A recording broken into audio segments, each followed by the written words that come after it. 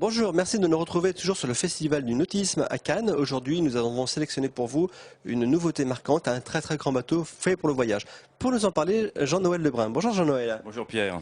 Alors comment s'appelle ce bateau? Ce bateau s'appelle le Windpearl One. C'est le premier de la série des Windpearl 58 dessiné par Philippe Briand et construit en Chine dans notre usine à côté de Shanghai. L'usine est chinoise. Avec management français, oui. Alors quelles sont les spécificités de ce bateau? Et déjà, pour commencer, quelle est sa longueur?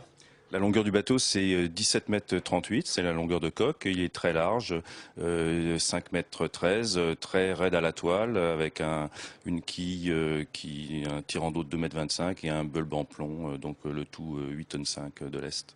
Oh, c'est vraiment un bateau typé grand voyage. Absolument, tout à fait, oui, oui. Où on peut vivre à l'aise à 8 personnes dans 4 cabines.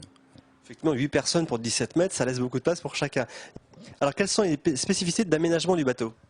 Alors, les aménagements, au niveau de l'extérieur, tout d'abord, il y a un double cockpit, donc il y a un cockpit central pour les invités, très sécurisant, et puis un cockpit arrière de manœuvre avec également des belles plages de bain de soleil, à la fois à l'avant et à l'arrière du bateau.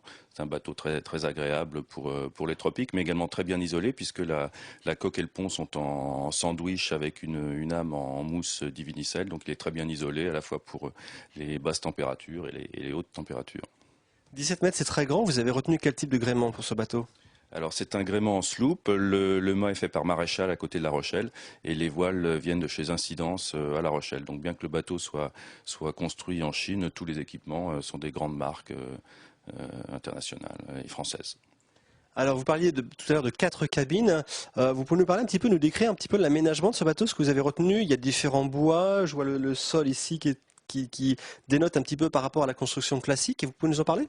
Oui, alors on a mis du teck à la fois sur le pont extérieur et puis sur le plancher du bateau. Les aménagements ici sont en poirier qui vient de France et qui a été collé en fait sur du sandwich. Donc tous les meubles ici sont très légers. Les murs également sont en sandwich peints à la main. Donc voilà, on a essayé de faire une décoration un peu sympa avec des belles pièces en inox. Alors, vous parlez beaucoup de partenaires français pour le bois, pour le mât. Ça veut dire que vous avez amené tout ce matériel-là en Chine pour fabriquer le bateau ou ça a été fait en France ensuite? Non, tout a été fait en Chine à partir de matériaux importés. Par exemple, la fibre de verre vient de chez Alstom en Finlande. Le divinicelle, ça c'est également européen. Absolument, à part l'inox qui a été fait sur place, tout a été importé. Alors vous avez choisi Philippe Briand comme architecte pour la qualité de son travail reconnu et vraiment pour ses lignes qui sont magnifiques. Mais pourquoi vous faire construire ce bateau en Chine?